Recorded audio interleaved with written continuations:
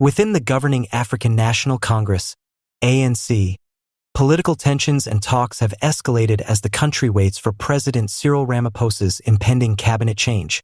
Before we continue, please kindly hit on the subscribe button. There is conjecture and mystery around possible alliances between the ANC and minor political groups, such as the MK Party and the fiery Juliusmalema-led Economic Freedom Fighters, EFF.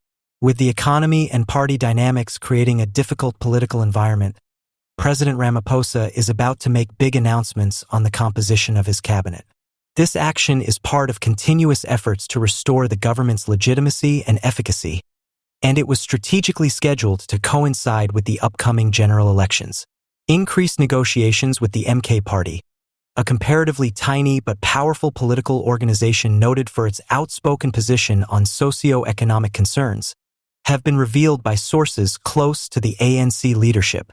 Potential cabinet appointments and policy alignments meant to increase the ANC's political base and solve important national issues are purportedly the main topics of discussion.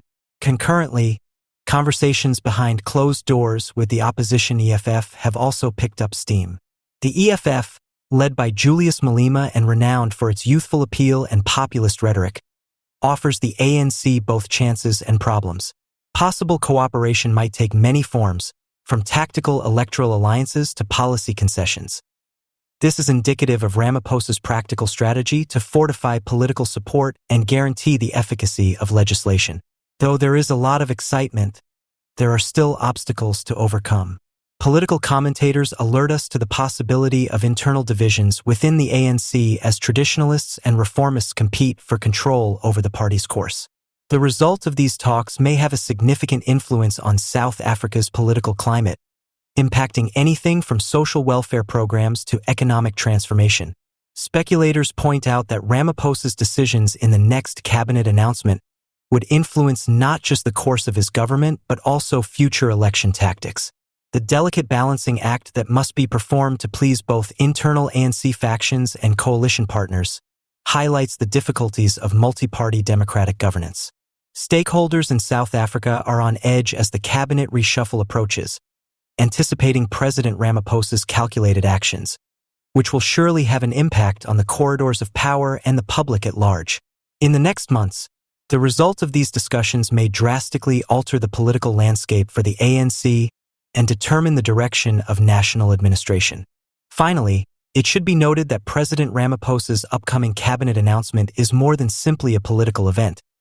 It marks a turning point in South Africa's democratic development, where coalitions formed now might have a long-term impact on the future of the country.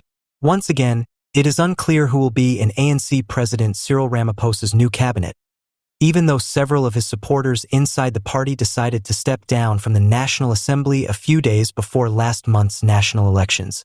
In a few days, Ramaphosa, who took the oath of office as the nation's top official on Wednesday at the Union Buildings in Pretoria, is anticipated to name his new cabinet. After their party lost the May 29th elections without winning an absolute majority, they made the decision to form the new Government of National Unity, GNU.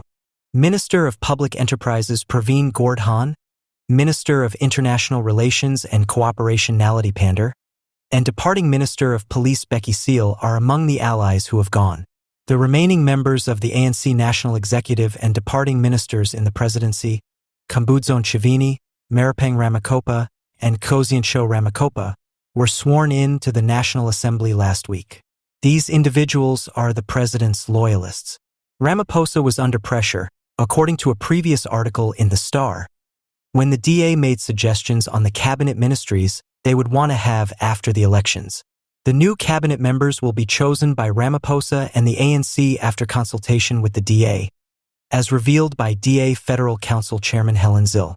According to reports, Ramaphosa has been under pressure to form a coalition with the DA after the elections from his closest party members, Angie Motshekga, the Minister of Basic Education, and Blade Nzimande, the departing Minister of Higher Education, may have been pushed to go by Ramaphosa, according to party insiders. The ANC is divided over their decision to form a coalition with the DA, albeit this is yet to be determined.